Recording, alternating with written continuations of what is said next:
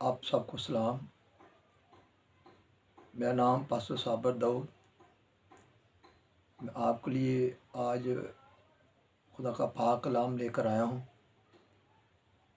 तो आज का जो मज़मून है वो दुश्मन के लिए दुआ। तो हम खुदा के कलाम में से सीखेंगे कि खुदा हमें ये हुक्म देता है कि हम अपने दुश्मन के लिए भी दुआ करें, उनके लिए बरकत चाहें। तो हम खुदा के पाक कलाम में से मैं हवाला पढ़ूँगा। रोमियो का नाम पुलुस का ख़त, उसका 12वां बाब और उसकी 14वीं आयत में हिस्सा लिखा है, जो तुम्हें सताते हैं उनके वास्ते बरकत चाहो, लानत ना करो। खुदा के पाक कलाम के पढ़े और समझाए में खुदा बरकत बख्शे। तो मेरे अजीज़ों, जो खुदा का पाक कलाम है वो हमें ये सिखाता है कि हम अपने सताने वालों के लिए लानत ना करें बल्कि बरकत चाहें। क्योंकि जब हम अपनी ईमानदारी से, रास्तबाजी से हम किसी का फ़ैसला करते हैं तो हमारे अंदर भी कमज़ोरियाँ होती हैं। लेकिन जब हम खुदा के कलाम के मुताबिक अमल करते हैं तो खुदा हमारी कमज़ोरी में हमें माफ़ कर देता है। इसलिए खुदा का कलाम में जो सिखाता है कि हम अपने दुश्मनों के लिए दुआ करें, उनके लिए बरकत चाहें, लानत ना करें। तो हम थोड़ा आगे जाके पढ़ते लिखा है, बदी के इवज़ किसी से बदी ना करो। तो खुदा में ये पाक कलाम में ये भी आयत कलाम में लिखी है कि 17 आयत में लिखा है 12 बाब की, बदी के इवज़ किसी से बदी ना करो।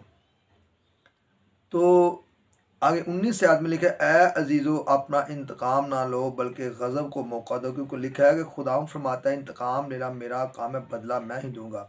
बल्कि अगर तेरा दुश्मन भूखा हो तो उसे खाना खिला, अगर प्यासा हो तो उसे पानी पिला, क्योंकि ऐसा करने से तू उसके सर पर आग के अंगारों का ढेर लगाएगा। बदी से मगलूब ना हो बल्कि नेकी के ज़रिए से बदी पर गालिब आओ। हालेलुया। तो मेरे अजीज़ों, हमारा खुदा यीशु मसीह जिसने मेरे लिए और आपके लिए सलीब पर दुख सहा, और जब मेरे यीशु को कोड़े लग रहे थे तो वो उस वक़्त भी दुश्मन को प्यार करा, उस वक़्त भी दुआ कर था। जब यीशु सलीब पर था तो उसने बड़ा ही खूबसूरत जो मुँह के कलमात उसके निकले कि ऐ बाप इनको माफ़ कर, ये नहीं जानते कि क्या करते हैं। आज हमें जो खुदावंद यीशु मसीह की मोहब्बत है वो ये है कि हम गुनाहगारों से, जो ज़मीन पर हमें सताते हैं, उनसे मोहब्बत करें। और खुदा यीशु मसीह ने भी कहा, मैं गुनाहगारों के लिए आया हूँ, ना कि रास्तबाज़ों के लिए। तो मेरे अज़ीज़ों, ज़मीन पर इब्लीस जो है वो इंसानों को इस्तेमाल करता है, लेकिन हम जो ईमानदार लोग हैं हमने उनके लिए दुआ करनी है।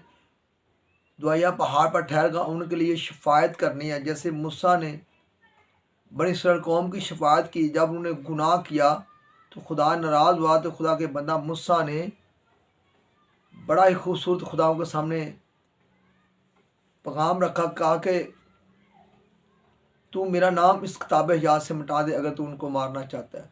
तो यकीनन खुदा रहम दिल है और उसने मूसा कहने के मुताबिक बनी इस्राएल कौम को माफ़ कर दिया उनका गुनाह। तो मेरे चीज़ों, अगर हम अपने बहन भाई हमें दुख देते हैं उनके लिए दुआ करें, हमारे रिश्तेदार हमें सताते हैं उनके लिए दुआ करें, अगर शोहर बीवी में झगड़ा होता है जो सताते हैं उनके लिए दुआ करें, अगर हमारे बच्चे हमें सताते हैं उनके लिए दुआ करें।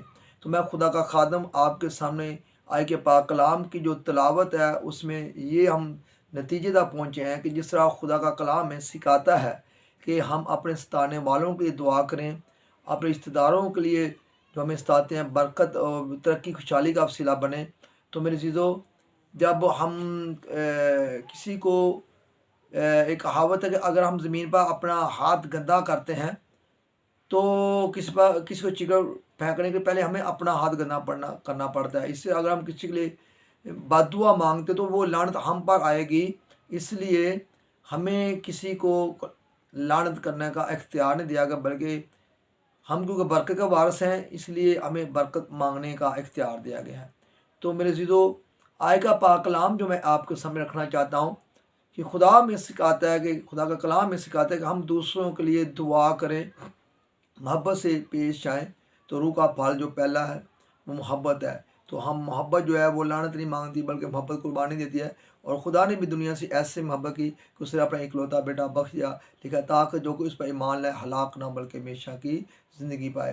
तो मेरे अज़ीज़ों, जब यीशु मसीह ने अपने बेटे के वसीला से हमसे मोहब्बत की और दुनिया से मोहब्बत ज़ाहिर की, आज हमें भी दुनिया के साथ मोहब्बत करने की ज़रूरत है और हम एक दूसरे को माफ़ करें, एक दूसरे से प्यार करें, एक दूसरे से दुआ करें। तो आज का पाक कलाम यही है कि मैं खुदा का खादम थे, आपको यही नसीहत तरबियत खुदा के कलाम में से करता हूँ कि मेहरबानी से एक दूसरे से मोहब्बत से पेश आएँ, एक दूसरे को माफ़ करें, एक दूसरे की दुआ करें। जब जब ऐसा करेंगे तो खुदा का कलाम हमारे अंदर होगा, तो जब कलाम अंदर होगा तो इब्लीस गिरेगा, शर्मिंदा होगा। आपका बहन भाई, रिश्तेदार और बच्चे आपसे मिलेंगे, वो आपसे प्यार करेंगे क्योंकि आपने उनके गुनाह को माफ़ कर दिया है। जिस तरह यीशु ने हमारा गुनाह माफ़ किया, उसका होगा हम दूसरे गुनाह को भी, दूसरे गुनाहगारों को भी माफ़ करें। तो खुदा बाप मुझे और आपको दुश्मनों से मोहब्बत करने की बरकत दे। आमीन।